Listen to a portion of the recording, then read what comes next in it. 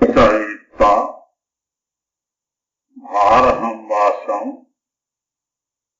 चक्रवर्ती महित्रियो संति शांति करे लोए पत्तो गई मानोत्तारा। भाई लोग खड़े कितने के रहे, 10-20 मिनट का तो काम है नहीं। अच्छा हो अरे यहाँ जगह का अवकाश है, आराम से स्थिरता से सुनने का प्रयास करें, खड़े रहने का प्रयास नहीं। खड़े तो केवल स्वयं सेवक कार्यकर्ता जो इशारा करके बताते हैं वही ठीक है, बाकी तो स्थान है इसलिए आप ध्यान देंगे और जगह का अवकाश काफी है, उपयोग करो और रास्ता मत रोको भाई, कोई भी रास्ता मत रोको। आज चतुर्दशी है, पर्युषण का दूसरा दिवस जैसा बताया गया, स्वाध्याय दिवस है। तो पहले हाजरी का वांचन कर लेते हैं, फिर स्वाध्याय पर बोलने का क्रम रखने का विचार।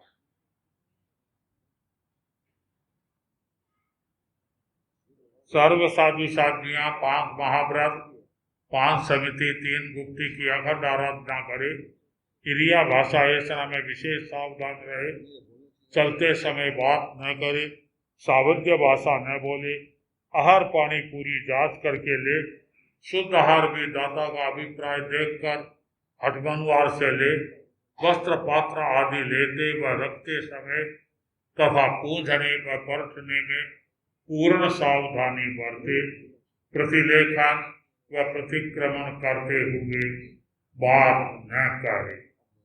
आचार्यों की हमें शिक्षा है कि 5 महाव्रत 5 समिति और 3 गुप्ती की आराधना में पूर्ण सजगता बरतकर प्रतिक्षण जागरूकता के साथ आगे बढ़ने का प्रयास करे।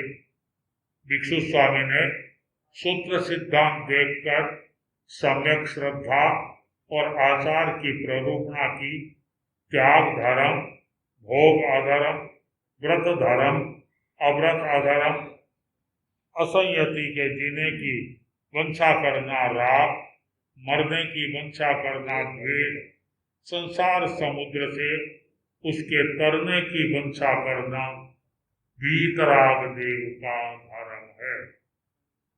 हर किसी को वीतराग दर्शन है, यहाँ राग में भी धर्म नहीं, यहाँ द्वेष में भी धर्म नहीं, दोनों से ऊपर होना होता है। राग और द्वेष केवल वीतराग भावना से जो भी अपनी आत्म उन्नयन की प्रक्रिया करते हो उसी में धर्म। भिक्षु स्वामी ने न्याय, संविभाग और समभाव की वृद्धि के लिए तथा पारस्परिक प्रेम, कलह निवारण और संघ की सुव्यवस्था के लिए अनेक प्रकार की मर्यादाएं की। उन्होंने लिखा, सर्व साधु साध्वियां एक आचार्य की आज्ञा में रहे, विहार चातुर्मास आचार्य की आज्ञा से करे, अपना अपना शिष्य शिष्याएं न बनाए, आचार्य भी योग्य व्यक्ति को दीक्षित करे, दीक्षित करने पर भी कोई अयोग्य निकले उसे गण से अलग कर दे, आचार्य अपने गुरु भाई या शिष्य को उत्तराधिकारी चुने, उसे सब साधु साध्वियां सहर्ष स्वीकार करे। ये हमारे 13 पंथ धर्म संघ की मौलिक मर्यादाएं हैं, आचार्य भिक्षु के द्वारा प्रतिपादित, और आज तक सभी आचार्यों ने इसको शिरोधार्य किया और संघ ने जीवन का आधार मानकर, संयम का आधार मानकर इन मर्यादाओं के साथ निरंतर चलने का प्रयास हो रहा है। गण की अखंडता एकता के लिए आवश्यक है साधु साधियों में सिद्धांत परूपणा का कोई मतभेद न हो। इसलिए भिक्षु स्वामी ने कहा, कोई श्रद्धा, आचार, कल्प या सूत्र का कोई विषय अपनी समझ में न आए अथवा कोई नया प्रश्न उठे तो वह आचार्य बहुत साधु से चर्चा जाए, किंतु दूसरों से चर्च कर शंकाशील न बनाया।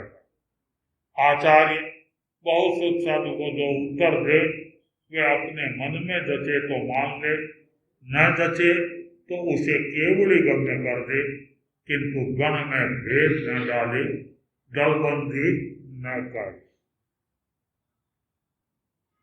स्वामी जी ने गुटबंदी पर भी प्रहार किया। किसी विचार को लेकर के भी गुटबंदी मत करो। अगर कोई चर्चा चर्चनीय बिंदु समझ में नहीं आया हो तो गुरुओं से समझो, बहुश्रुतियों से समझो, फिर भी नहीं आया तो उसे केवली गम्य कर दो, केवली गम्य, किंतु आपस में छूट मत डालो, गुटबंदी में मत जाओ। गण की अखंडता के लिए आवश्यक है कोई साधु साध्वी आपस में दलबंदी न करे। इसीलिए भिक्षु स्वामी ने 45 के लिखित में कहा है, जो गण में रहते हुए साधु साध्वियों को फंटाकर दलबंदी करता है वह विश्वासघाती है, बहुल कर्मी है। स्वामी जी ने स्थान स्थान पर दलबंदी पर प्रहार किया है। 50 के लिखित में उन्होंने कहा है, कोई साधु साध्वी गण में भेद न डाले, दलबंदी न करे। स्वामी जी ने चंद्रभाण जी और त्रिलोकचंद जी को इसलिए गण से अलग किया, वे जो साधु आचार्य के सम्मुख थे उन्हें विमुख करते थे। छुपे छुपे गण के साधु साध्वियों को फोड़ फोड़ कर अपना बना रहे थे। हमारा यह प्रसिद्ध सूत्र है, जिल्लो संयम ने दिल्लो। गण में भेद डालने वालों के लिए 10वें प्रायश्चित्त का विधान किया है। तथा भिक्षु स्वामी ने गण के साधु साध्वियों में साधुपन सर दे, अपने आप में साधुपन सर दे, वे गण में रहे, छल कपट पूर्वक गण में न रहे। 50 के लिखत में कहा है, जिसका मन साक्षी दे भली भांति साधुपन पलता जाने, गण में तथा अपने आप में साधुपन माने तो गण में रहे, किंतु वंचना पूर्वक गण में रहने का त्याग है।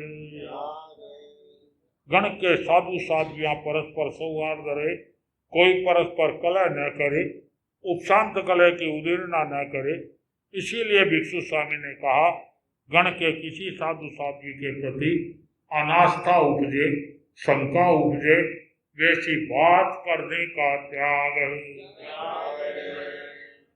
किसी में दोष देखे तो तत्काल उसे जता दे, आचार्य को जता दे, दोषों को चुन चुन कर इकट्ठा न करे, जान पड़े उसे अवसर दे, तुरंत जता दे। वह प्रायश्चित्त का भागी है जो बहुत समय के बाद दोष बताए।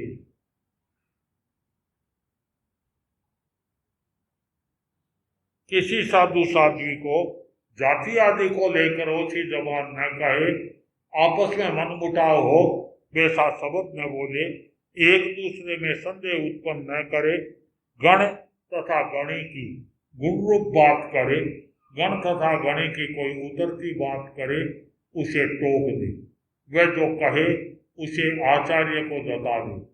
उतरती बात करता है, दूसरा सुनता है, दोनों अवधि विनीत वह होता है जो आज्ञा को सर्वोपरि माने।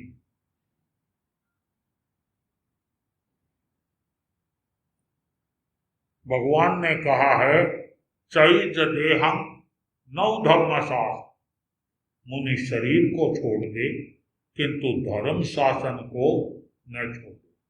संघ के प्रति श्रद्धा भाव, निष्ठा भाव अटल रहे। समय आने पर जीवन छोड़ा जा सकता है, गण को छोड़ा नहीं जा सकता। कोई साधु साध्वी क्रोधादिवश आज्ञा और अनुशासन का पालन न कर सकने पर अथवा अन्य किसी कारण से गण से अलग हो जाए अथवा गण से अलग कर दिया जाए तो वह किसी साधु साध्वी का मन भंग कर अपने साथ ले जाने का त्याग है। कोई आना चाहे तो भी उसे साथ ले जाने का त्याग है। गण के साधु साधियों के उतरती बात करने का त्याग है। अंश मात्र अवरण बात बोलने का त्याग है। छुपे छुपे गण के साधु साधियों के प्रति अनास्था उपजाने का त्याग है। तथा वस्त्र पात्र पुस्तक पन्ने आदि गण के होते हैं, इसलिए उन्हें अपने साथ ले जाने का त्याग है। गण से बहिष्कृत बहिर्भूत व्यक्ति को साधु न सर्दा जाए, चार तीर्थ में न गिना जाए, साधु माम वंदना न की जाए। श्रावक श्राविकाएं भी इस मर्यादा के पालन में सजग रहे। भिक्षु स्वामी ने गण की सुव्यवस्था के लिए मर्यादाएं की, दीर्घ दृष्टि से देखा।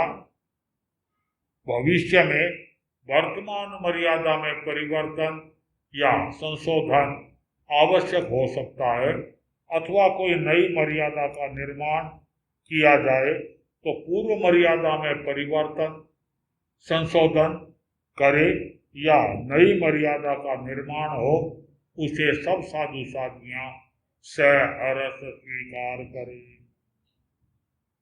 सफल साधु वही होता है जो साधना में लीन रहे। निर्लेप रहने के लिए आवश्यक है कि साधु साधियां गृहस्थों के संग परिचय में न फंसे, अर्थात मोह राग परिचय में कोई साधु साध्वी न जाए। श्रीमद् जयाचार्य ने कहा है, थे तो चतुर्शिको शुद्ध चर्चा, थे तो परहर देवो परचा, ए तो परचा अच्छा नाही, तू तो समझ राखे हिया मत। परचो राखे तेनर भोड़ा, तेनरो जीव करे डाला डोला। परचा क्यों ओलंबो पावे, तेनरी क्याई शोभा नहीं पावे। परचा वालो क्षेत्र बुढ़ावे, मन रड़ियायत थावे। परचा वालो क्षेत्र नहीं मेले, दाव कपट बहु खेले। पछे आमन दुमन थको जावे, पिण मन में बहु दुख पावे। रात दिवस जावे हिंजरता, परचा वाला रो ध्यान ज धरता। एवा परचारा फल जानी, तिनने परहरे उत्तम प्राणी। जिनरे परचारो पड़ियो सभाओ, छूटन रो कठिन उपाओ। जबर समझ वह हिया मायो, तो तुरंत देवे छिटकायो। जिनरे प्रीत ओरा क्यों पूरी, गणपत क्यों प्रीत अधूरी। परचा वाला भावन भावे, जाने दर्शन करवा कद आवे। आया देख हियो अति हरके, जाने जमुरी नग्न परखे। उगणी से बरस उगणी से, मिक्सर विद सातम दिवसे। प्रथम मर्यादा दिन सुखदायो, परचा ने जय दस ओळखायो। जयाचार्य ने विशेष शिक्षा दी है, श्रावकों से श्राविकाओं से कभी मोह राग परिचय मत करो। जो तुम्हारी ज्यादा सेवा करे उन्हें तत्व ज्ञान सिखाओ, आगे बढ़ाओ, अध्यात्म में आगे बढ़ाओ, साधना में आगे बढ़ाओ, किंतु मोह राग परिचय से अपने आप को बचाने का प्रयास।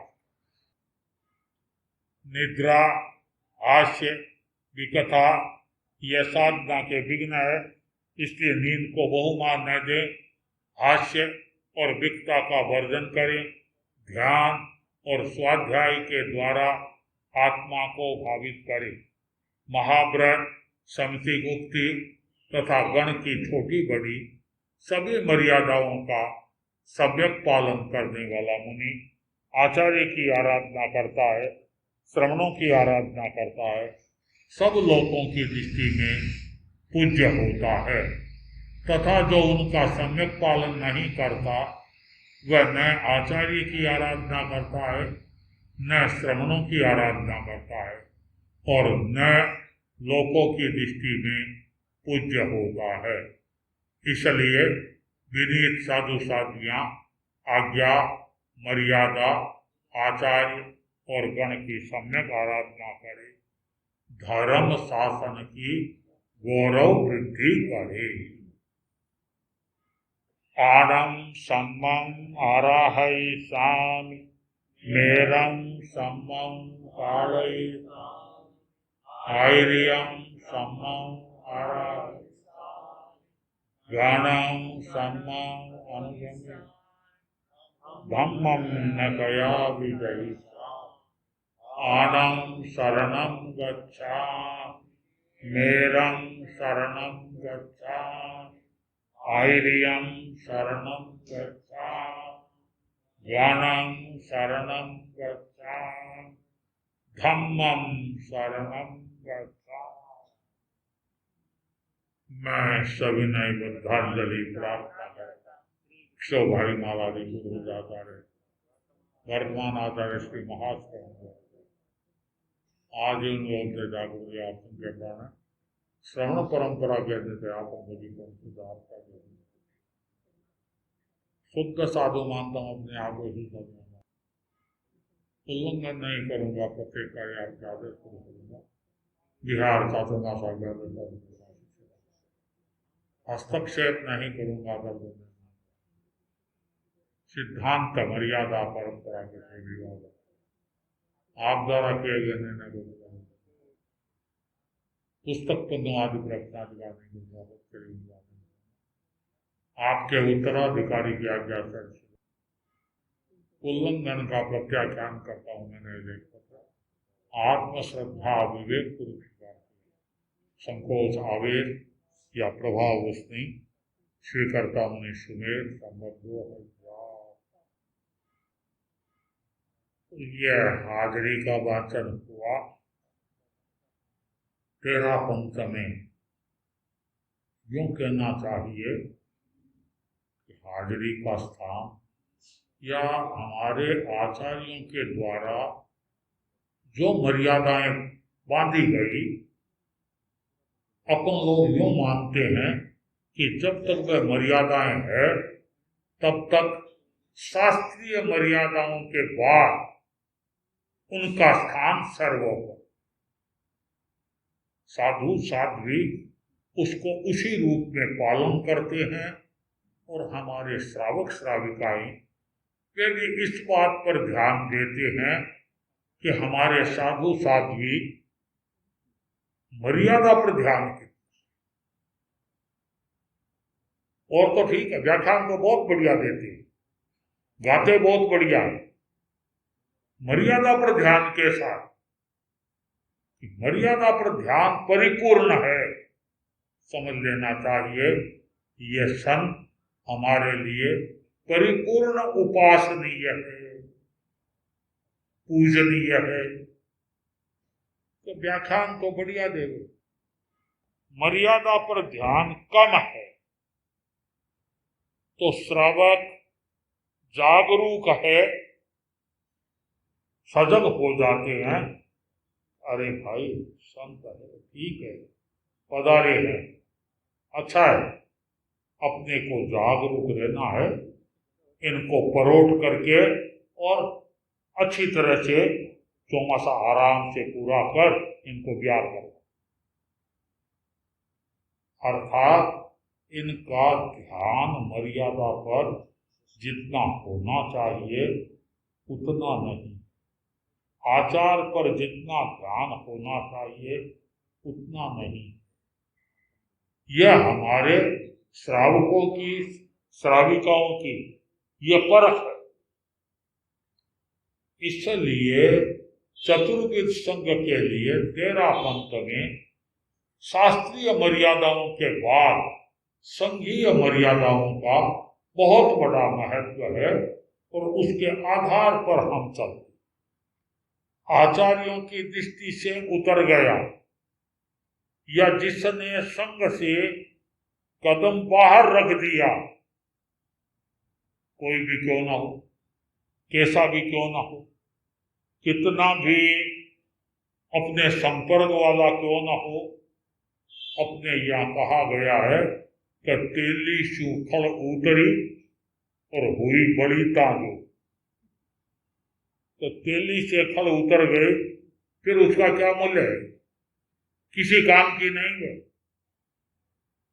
तो कोई भी क्यों ना हो, संघ से जिसने कदम बाहर रख दिया, वह चाहे विद्वान है, चाहे पढ़ा लिखा है, चाहे तपस्वी है, तपस्या उत्तर गुण है।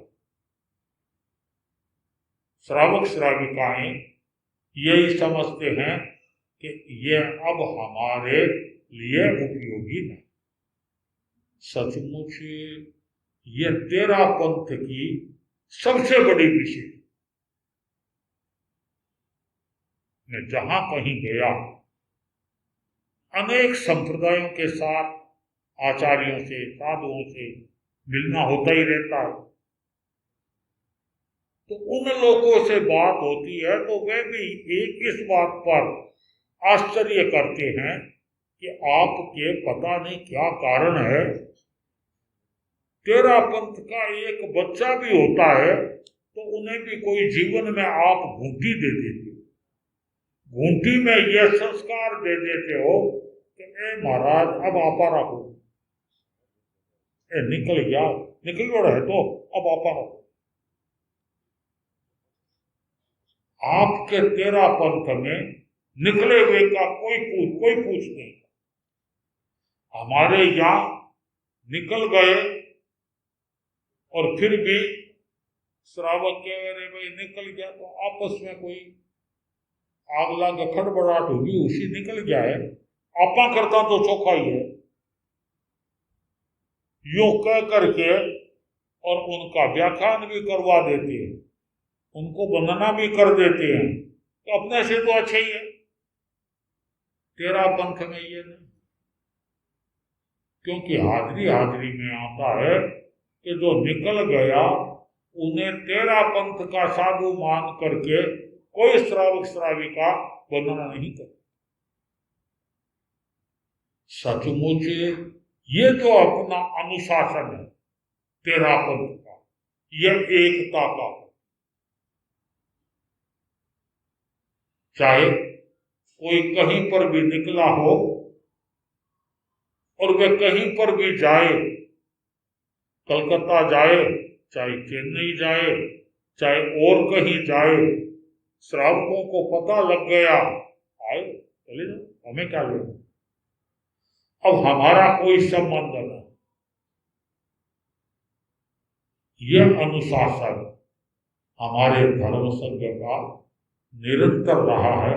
और देखो संघ बड़ा है, बड़े संघ में आपने तो प्रवचनों में सुना होगा कि आज भगवान महावीर के समय में भी हजारों साधु थे, तो उस समय भी जब सर्वज्ञ विराजमान, तीर्थंकर भगवान विराजमान थे, और उस समय भी निकल रहे, जमाली जी निकल गए, उनके साथ साथियां भी निकल गई, संत भी निकल गए, तो तीर्थंकर उनके विद्यमानगी में भी निकल गए।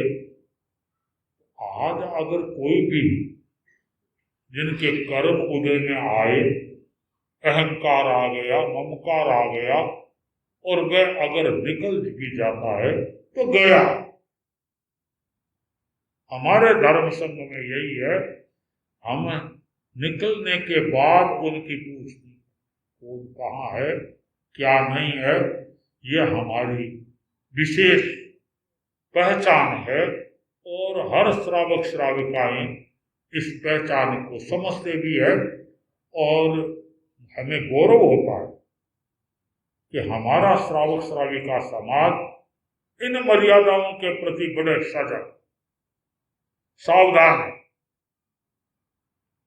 यूं चाहे समय कम करे ज्यादा हो, कम आवे ज्यादा आवे, किंतु कभी समझ ले कि क्षेत्र में कोई टाड़ू कर आया है, टाड़ू कर आया है, कोई जावे, कोई जाता हो तो तुम्हारा भाणजा जाता है, तुम्हारा काका का बेटा भाई जाता है, फोन करेगा, क्यों भाई निकले हुए कि अपने यहाँ नहीं जाना।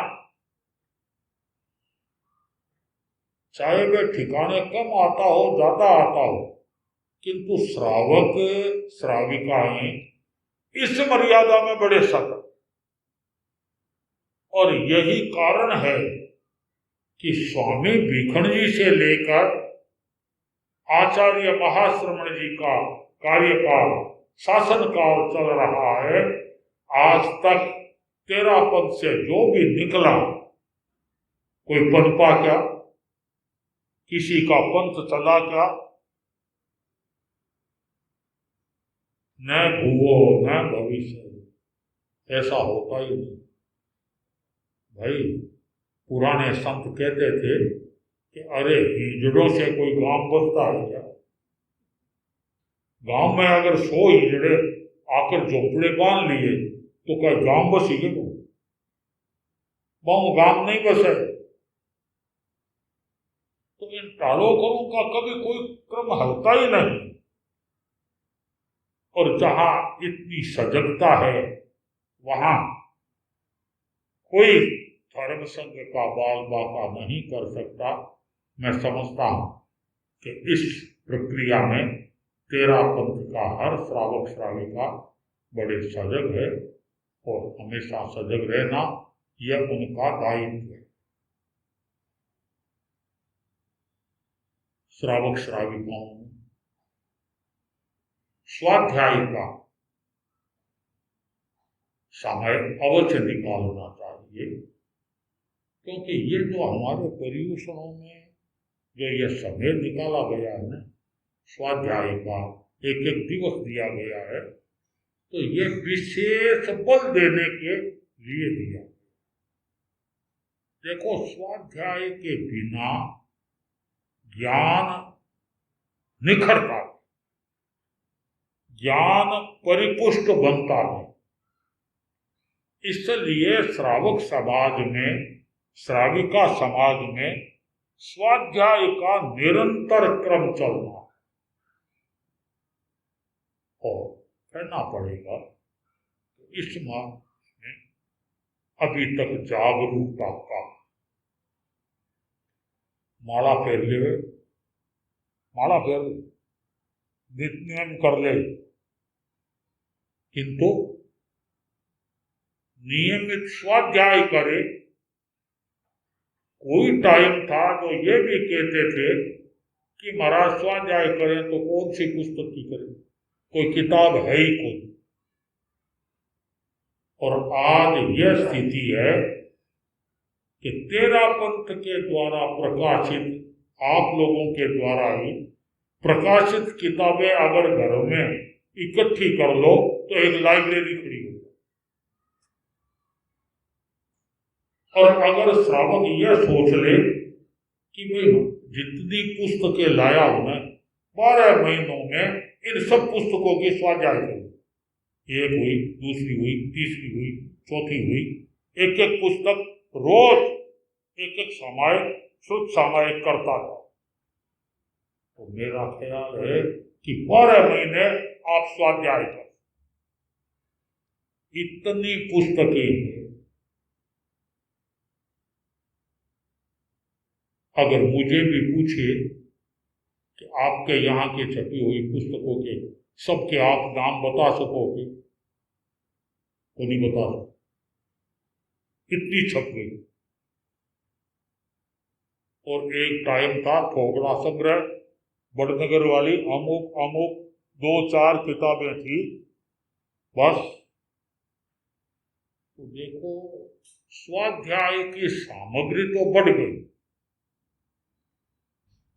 जितनी सामग्री तेजी से बढ़ी उतने स्वाध्याय की प्रवृत्ति तेजी से नहीं।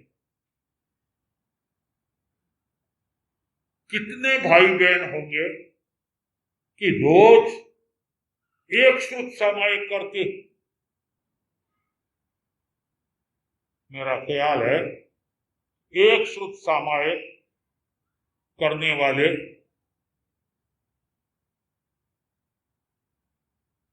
भाइयों की तरफ तो हाथ से लगानी चाहे कि कभी महाराज रबेल नहीं पड़ जाए। श्रुत हमारा निर्जरा का बड़ा कारण और श्रुत के द्वारा भारी निर्जरा की जाए। मैं तो यूं कहता हूं कि घर में बैठे भी अगर आप स्वाध्याय करते हो तो घर का वातावरण शुद्ध हो जाता है।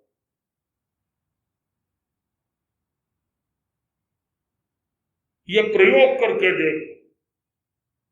जिस घर में प्रतिदिन स्वाध्याय होती हो, नियमित स्वाध्याय होती हो, उस घर के अंदर कोई ओपरी दूसरी छाया कोई अंदर आ नहीं सकती। कोई प्रयोग भी तो करो, एक सामायिक भी कर लो। 8 पैर के लिए घर की सारी सुरक्षा हो, श्रुत सामायिक हो, श्रुत में लगे रहो। आप कुछ करो, अपने आप को उसमें लगाने का प्रयास करो। मैं चाहता हूं कि हर श्रावक श्राविकाएं इसका प्रयोग करें और मैंने विशेष रूप से ध्यान दे कि मेरे घर में श्रुत सामायिक होती है या नहीं। भाई लोग करते हो, उनको प्रेरणा दो, नहीं तो आप करो। एक श्रुत सामायिक का क्रम प्रत्येक घर में होना चाहिए। होना तो यह चाहिए कि जितने हमारे श्रावक श्राविकाएं हैं सभी श्रुत सामायिक करें, कोई वंचित नहीं रहे। और जितनी श्रुत की आराधना करोगे ज्ञान प्रखर बने, निर्मल बनेगा, संशय रहित बनेगा। ज्ञान में संशय कब आता है? आपने सीख भी लिया और चितारा भी, स्वाध्याय नहीं,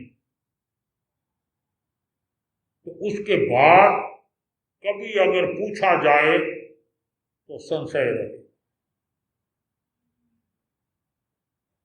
और जितना ज्ञान है वह उसको दोहराते गए। कभी भी पूछ लो,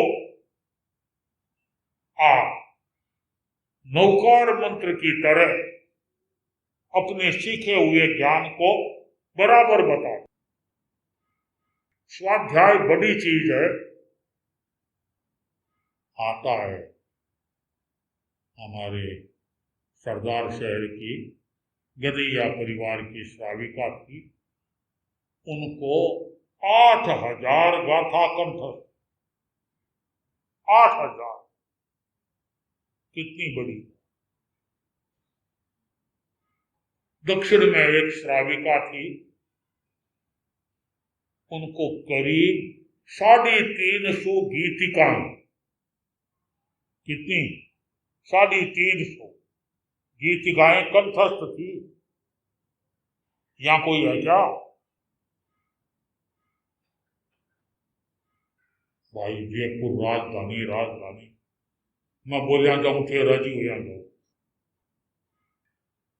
350 गीतिकाएं उनके घर के पास में से गुजरते हैं तो वह दिन भर टांको देवे तो भी गीतिका चितारे, घर को काम करे तो भी गीतिका चितारे। क्यों? कई थी गीतिकाओं चितारी लगना। दिन भर घर में ध्वनि उड़ती रहती। वे भी हमारी श्राविका। तो हर एक को चाहिए कि हम भी कुछ तो करें। ये स्वाध्याय, इस स्वाध्याय के माध्यम से व्यक्ति जितना आगे बढ़ता है, चाहे साधु, चाहे श्रावक, चाहे श्राविकाएं, वे अपने ज्ञान को संशय रहित बना। यूं कहना, मैंने कहा ना कि जैसे नौकार मंत्र को कभी पूछ लो, आधी रात को जगा कर पूछ लो, याद करना पड़ेगा क्या? नहीं। अपने नाम को कभी पूछ लो, याद जाएगा। स्वाध्याय करने वाले का ज्ञान वैसा।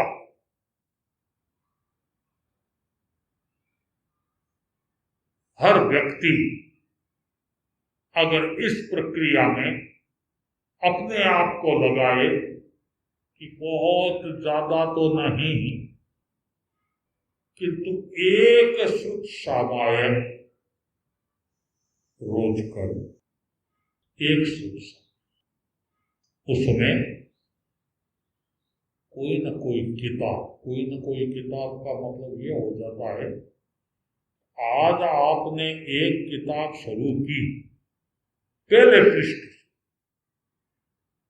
तो उसे आखिरी पृष्ठ तक आप पढ़ते हो। आज 5 पाना हीरा पढ़ लिया, कल 5 दूसरे का पढ़ लिया, फिर जो हाथ में आई तीसरे का पढ़ लिया, आज कविता की किताब पढ़ ली, कल गीतिका की किताब पढ़ ली। वो पढ़ो, किंतु एक श्रुत सामाये इस ढंग से करो, क्रमबद्ध, और ऐसा उपक्रम करो, एक साल में मैं कितनी धार्मिक पुस्तकें कितनी पढ़ सकता, और जो किताब पढ़ो समझो, जहां समझ में नहीं आया चिन्ह करो। ये बात साधुओं से पूछनी है, सतियों से पूछनी है, जानकारी है। जो किताब पढ़ी वह किताब आपकी हो जानी चाहिए। आपकी का मतलब वह ज्ञान आपका हो जाए। किताब पढ़ी कि कहीं कहीं पढ़ तो ली, समझ में आया, ना समझ में नहीं आई, तो समझ में नहीं आया तो अक्षरों को थोड़ी सुना। सवाल है उसके एक एक अक्षर को हम समझ करके और अपना पढ़। जो श्रावक श्राविकाएं इस ढंग से, मैं तो यूं कहता हूं कि 1 साल और 2 साल भी अगर एक श्रुत सामायिक का क्रम इस रूप में कर ले तो वह श्रावक क्या हो जाते हैं? बहुश्रुति बन, वह बहुश्रुति की कोटि में आ जाती हैं कि उनको हर एक चीज खुल जाती है। श्रावक बने हो तो श्रावक को भी बहुश्रुति कहा है,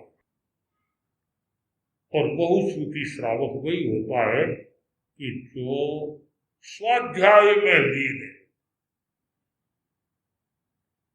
निरंतर स्वाध्याय चले, वही बहुश्रुति हो सकता है।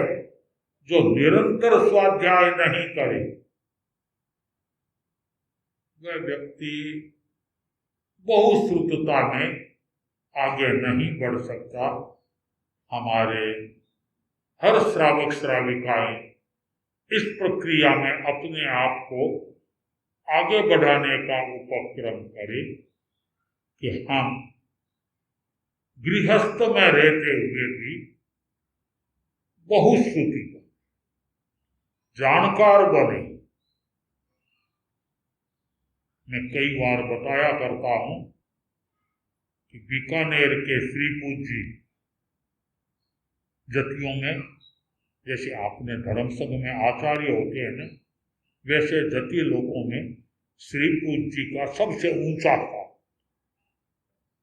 खट्टरगच्छ के भी होती हैं, तपागच्छ के भी, तो बीकानेर के बड़े उपाश्रय के श्री पूज्य जी वे उस समय में जति लोग भी यात्रा कर अपने जितने श्रावक होते उन श्रावकों को पहचानते, घरों में जाते, गांव में जाते, कहीं एक दिन कहीं 2 दिन यूं घूमते थे। साथ में काफी जति लोग श्री पूज्य जी गांव में पधारे। गांव में तो छोटा गांव होता है तो वहां 5 घर 13 पंथियों के होते हैं, तो 5-10 घर दूसरों के होते हैं। सबने मिल करके ही व्यवस्था की। सेवक घर घर जाकर के सूचना दी कि दोपहर को श्री पूज्य जी का व्याख्यान घर घर गए, दुकान दुकान जाकर के कह दिया। ठीक समय पर छोटे गांव में सब आए। उनमें 13 पंथी थे, वे भी थे। व्याख्यान सुना। श्री पूज्य जी व्याख्यान के अंतर्गत अनेक बातें कही, जैन धर्म की, तीर्थंकरों की, और बाद में उन्होंने नव तत्व का विवेचन दिया। और नव तत्व में उन्होंने अपना विवेचन देते हुए आश्रव को कहा कि आश्रव कर्म का द्वार है, कर्म है, और नव तत्व में आश्रव अजीव तत्व। यह विवेचन के हिसाब से कहा। 13 पंथी भाई भी बैठा था, उनको 13 द्वार याद थे। स्वामी भिखंड जी क्या रचित 13 द्वार वह उनको याद था।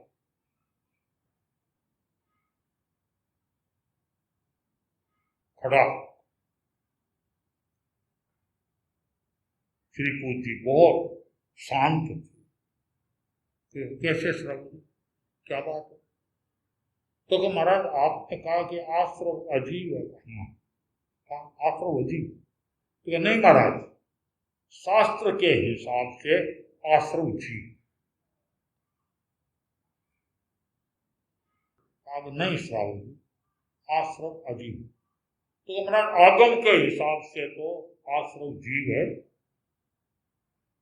आपकी मान्यता आपसे। शांत भी थे, उनमें सोचा बखान में ज्यादा जिद करने में फायदा। ठीक है श्रावण जी, बाद में बातचीत, व्याख्यान हो गए। अब कोई श्रावक हम लोगों को अगर यह टोक दे कि महाराज आप जो बोला है वह शास्त्र के हिसाब से विपरीत, तो इससे बढ़कर तो हमारे लिए कोई चीज नहीं हो। तो अंदर आए, चटपटी लग गई। एक श्रावक, और उसने मुझे आज व्याख्यान में टोक दिया, और आखिर तक वह अपनी बात पर खड़ा रहा। पुराने जति लोग जो साथ में थे, वृद्ध, उनको कहा देखो अपने पास 45 आगम, क्या साथ में यात्रा कर रहे हैं, साथ में 45 आगम। तो उन आगमों में जहां जहां आश्रम का वर्णन आया है उस वर्णन को देखो, उससे जीव साबित होता है या अजीब। आगम के आधार पर अपन क्या मानते हैं यह एक बार छोड़ो। वे वृद्ध जति लोग बैठे, जहां जहां उन्हें ज्ञान में था कि वहां तत्व का वर्णन आया है, वहां आया है, वहां आया है, तो ठाणन सूत्र क्या और सूत्रों को क्या संभाला, देखा, तत्व का विवेचन देखा, फिर टीकाओं का विवेचन देखा। शाम तक जिनको काम सौंपा था वे आकर के कहा कि महाराज हमने आगमों को देखा। अच्छा, देख लिया क्या, कैसे है, क्या है आगम, आश्रव का क्या रूप है? तो महाराज आगम के हिसाब से आश्रव जीव, आगम से अपन आश्रव को अजीव नहीं कह सकते, जीव कहना। अच्छा, तुम लोगों ने बराबर देख लिया, उन्होंने प्रमाण बताए, महाराज ये प्रमाण, ये प्रमाण, ये प्रमाण। जहां ठहरे थे वहां आदमी खड़ा था, अरे भाई, महाराज, अरे तुम बखान में था नहीं? कहा महाराज मैं बखान में यही खड़ा था। अरे मैं बखान में एक भाई बोला था खड़ा होकर, तू जानता है क्या? तो महाराज जानता हूं, मैं तेरा पंथी है, जानता उनको। एक बार वह गया उस श्रावक के दुकान पर, जाकर कहा कि उठो चलो। कहाँ? श्री पूजी बुलावे। मैं बीच में बोलियो, देखो श्री पूजी बुलार कहता उसी कि देखो बीच में खड़ो नहीं, कोई बात नहीं जचे तो बाद में कह दिया, कहना रहा वास्ते बुला रहे हैं, जाऊं जाकर कह दूंगा, कोई बात। आया, आकर कहा कि महाराज मैं खड़ा हुआ था, आपसे पूछा। हाँ साहू जी थे ही थे, आश्रम के बारे में। हाँ हाँ महाराज, नहीं महाराज मेरे से रहा नहीं गया इसलिए कह दिया। तो नहीं कह दिया, कोई खास बात नहीं, मैं उसके लिए नहीं बुलाया, मैं तो इसलिए बुलाया हूं कि तुमने जो बात कही तो तुम्हारी बात सही, सत्य। आगम के आधार पर आश्रव जीव है, अजीव। हमने जो कहा वह गलत। तो कुछ जानकार हो तो उसके साथ इतनी रिजुता भी हो, नहीं तो देखा मैं कह दिया देखो ठीक, अब नहीं है तो चुप्पी साधो ना। बहुत ध्यान दिया मेरी बात पर, बहुत अच्छा। महाराज मैं बीच में बोला, थोड़ा लोगों को अखरा भी होगा, मैं समझ देखो खमत खाना तो अभी नहीं, बीच में बोलने का खमत खाना नहीं। हमने कल गलत बोला, आज व्याख्यान में उसका तो सवेरे स्पष्टीकरण करेंगे, व्याख्यान में स्पष्टीकरण। दूसरे दिन प्रवचन हुआ और प्रवचन में ही उसी प्रसंग को वापस लाए कि देखो श्रावक होते हैं वे तत्व के जानकार, और श्रावकों को तत्व का जानकार होना चाहिए। अगर जानकारी नहीं है तो हमें हाँ मिलाने के सिवाय कोई चारा नहीं। जानकारी होती है तो वह हाँ में हाँ नहीं मिलाता, आगम की सही वाणी होगी उसे स्वीकार कर। देखो तुम्हारे गांव में ये श्रावक जी तेरा पंथी, इनको अच्छी जानकारी। मैंने आश्रव को अजीव कहा था, इन्होंने आश्रव को जीव कहा, और हमारे आगम के जानकार जति लोग पूरी छानबीन की है और उसके आधार पर आश्रव अजीव नहीं जीव है। श्रावक जी तुमने जो बात कही वह बिल्कुल सही, हमारा कहना गलत था, तो मैंने कल व्याख्यान में गलत बात कही थी, इसके लिए मिच्छामि दुक्कड़। श्रावक ने कहा कि महाराज ये तो आपकी महानता है, साहू जी को आपको जानकारी कि महाराज मुझे तो आचार्य भिक्षु के 13 द्वार याद, मैं रोज स्वाध्याय करूं, 25 बोल चर्चा, 13 द्वार की तो मैं महाराज करूं, प्रतिक्रमण तो बाद में, 13 द्वार की मैं स्वाध्याय प्रतिदिन। बहुत अच्छा। उन्होंने कहा देखो श्रावक अगर इस तरह से स्वाध्याय करे तो अपने सीखे हुए ज्ञान को व्यवस्थित कर ले, कहीं संशय नहीं रहता, शंका नहीं रहती, और स्वाध्याय करने से समय सही रूप में व्यतीत, कर्मों की निर्जरा स्वाध्याय के द्वारा, क्योंकि कहा गया है, पूछा भी है न कि सज्जायनम बनते जीवे किंजन, तो वहां बताया गया सज्जायनम अन्नाणम खवे, स्वाध्याय करने से अज्ञान खत्म, अजानकारी खत्म हो, ज्ञान में संशय नहीं रहता, संशय रहित ज्ञान स्वाध्याय करने वाले का होता है।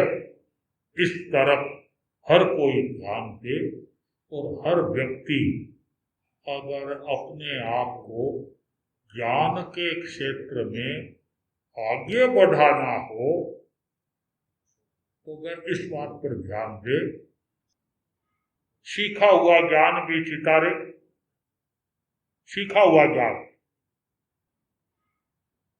और पुस्तकों का भी वाचन करे, समय उसमें लगाने का प्रयास करे, समझने का प्रयास, आप पाओगे अगर इस तरह से हमारे श्रावक श्राविकाएं इस क्रम को, अगर चाहे घर में हो, दिन भर कोई साधुओं के ठिकाने रहा नहीं जाता, यहाँ तो समय बताया जाता है, किंतु श्रावक घर में भी धर्म की उपासना करता रहता, समय को सार्थक करता। और आपको पता है जो दिन भर स्वाध्याय में लगा रहता है, स्वर्ग के देवता, कौन से देवता? धार्मिक देवता, धर्मनिष्ठ है, वे देवता जब उनका आखिरी टाइम आता है तो वह एक इच्छा करता है कि मुझे अब यह स्थान तो छोड़ना है, तो अच्छा हो कि मैं किसी श्रावक के घर में जाकर के उत्पन्न हूं। क्यों? श्रावक के घर में कोई विशेष बात है क्या? क्यों उत्पन्न होने की मन क्यों करे कि श्रावक के घर में उत्पन्न होऊंगा तो मैं माँ की गोद में रहूंगा, तब भी माँ स्वाध्याय करे, कोई गीतिका चितारे, मैं गोद में रहकर भी गीतिका सुन, माँ के पास बैठूंगा, माँ स्वाध्याय करेगी, मुझे 2 शब्द कान में पड़े। अगर श्रावक का घर नहीं होगा तो उस घर में क्या होगा? थारी मारी, आज गांव में बटैया हुई, गिरैया हुई, गिरा घर में लड़ाई होगी, गिरा घर में वो हो गिरा वो हो गया, बेबाता हो। इसलिए सम्यक की श्रावक, सम्यक की देवता श्रावक के घर में उत्पन्न होना चाहता। आप ध्यान दो, आपके घर में देवता कोई आना चाहेगा क्या?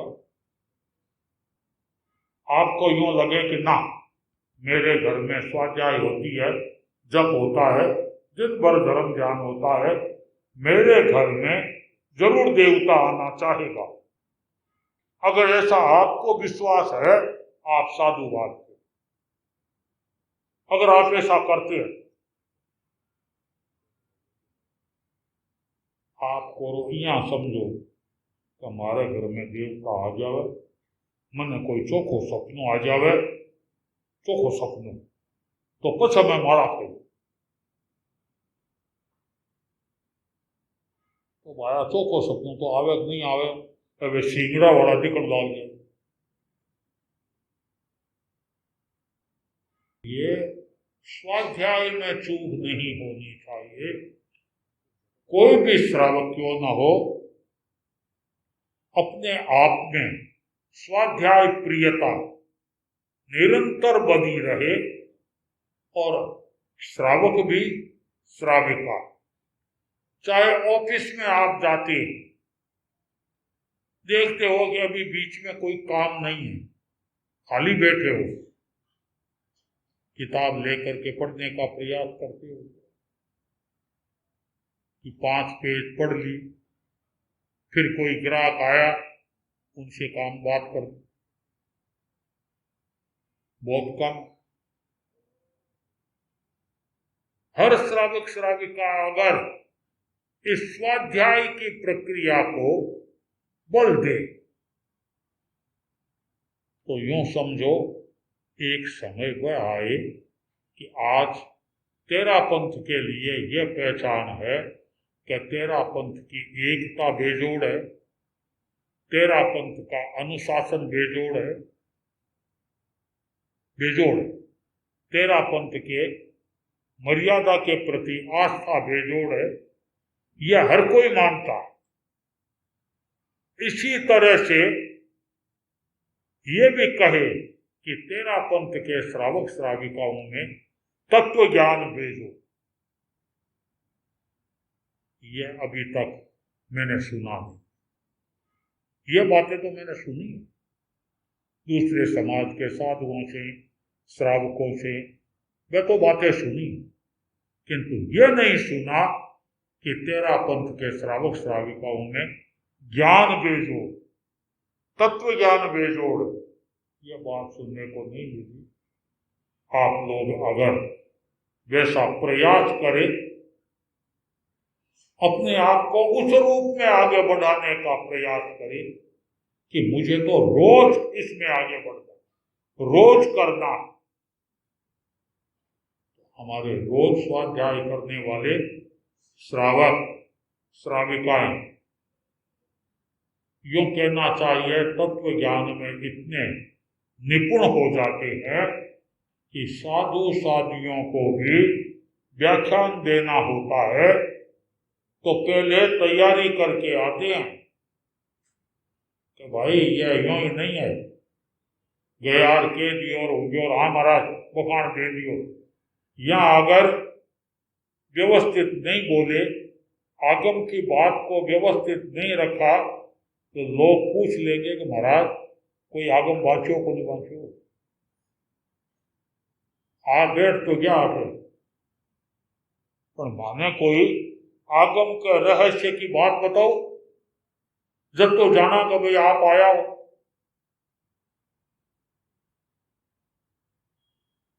नहीं तरह से हूं आयो तुम चाल, समय घड़ी में टाइम पूरो हुए तो दया कोड कल्याण करनी, ऐसा नहीं। आप लोगों को इस स्वाध्याय के माध्यम से अपने आप को बहुश्रुति बनाना है, आगे बढ़ाना है। और इस प्रक्रिया में आज तो यह प्रदूषण का दिन है, तो आप लोग ऐसा कुछ अपने मन में संकल्प करेंगे और अपने आप को स्वाध्याय में आगे बढ़ाने का क्रम करेंगे। और देखो पर्युषणों के दिनों में तो दिन रात इसी में लगना, समय का उपयोग इसमें करना है।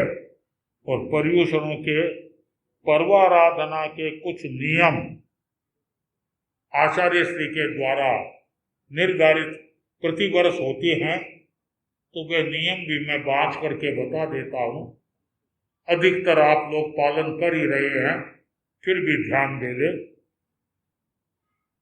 पर्युषण महापर्व में आराधना के प्रमुख नियम: प्रतिदिन कम से कम 3 सामायिक,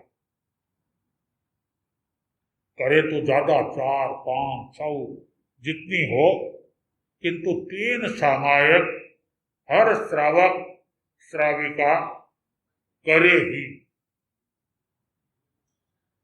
प्रतिदिन 1 घंटा स्वाध्याय, प्रतिदिन जप ध्यान आधा घंटा, अर्थात जप का क्रम जिन्होंने जप अच्छी तरह से चल रहा है, अच्छी जागरूकता है, तो जो भी हो वे जप के में कहीं आलस्य न करे, अपना समय हो उनसे 5 मिनट पहले स्वयं अपना स्थान देख ले, कि जिससे पहले करने वाले व्यक्ति उनको दरवाजे की तरफ देखना न पड़े कि भाई टाइम तो हो गयो और अगला आया को नहीं, ये देखना न। ध्यान दे और जो जितना अधिक जप कर सके करने का प्रयास कर। जमीकंद खाने का त्याग, पर्युषण। जमीकंद वैसे भी श्रावकों के लिए वर्जित माना गया है, तो पर्युषण में तो इसका वर्जन है ही।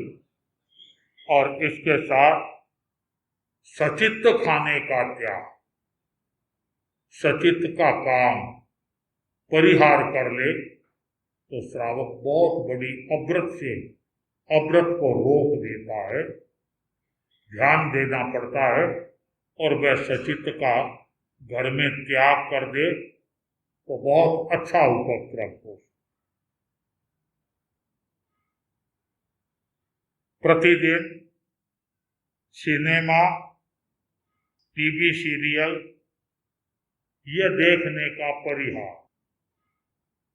खाली टाइम है, सिनेमा देखो, टीवी देखो, मनोरंजन करो।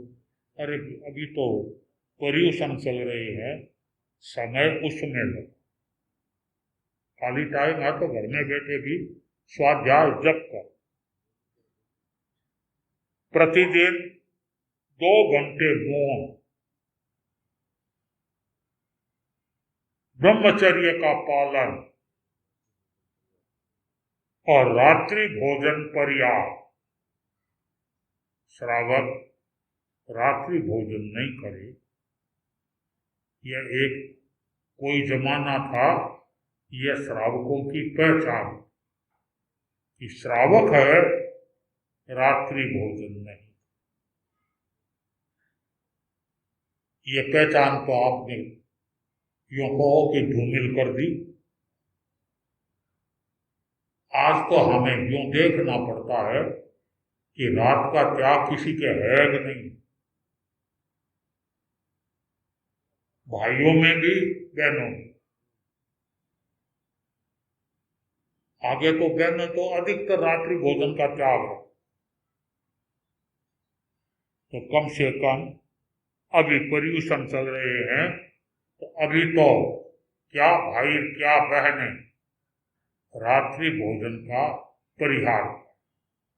और अनेक क्षेत्रों में इसलिए बाजार में भी चौगियारा चलता है, रात्रि भोजन नहीं करना है, जैन लोग अपना नाम लिखा दे, वहां पर भी उनके भोजन की व्यवस्था कर लेते हैं। मुंबई में क्या, अहमदाबाद में क्या, सूरत में क्या, ऐसी व्यवस्था। यहाँ भी अगर घर घर में ये व्यवस्था कि रात्रि भोजन नहीं करें तो बहुत बढ़िया। प्रतिदिन 9 द्रव्य से अधिक खाने का परिहार। 9 द्रव्य सवेर से लेकर शाम तक, यह नहीं जो आया, जो आदत होती है, चलता है ना, जो बीच में आया लिया और मुंह में खा लो, जो बीच में आया लिया और मुंह में खा लो, पर्यूषण चल।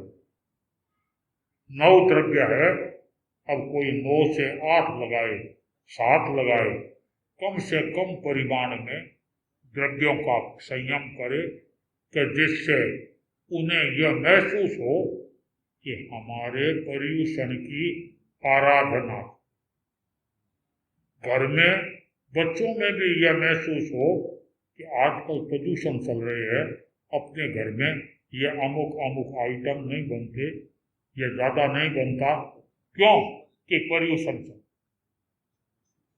हमें अपनी उपासना के द्वारा विशेष रूप से पर्व की आराधना और घर का वातावरण धार्मिक बनाकर आगे बढ़ने का उपयोग करें।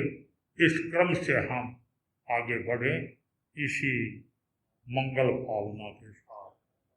ओम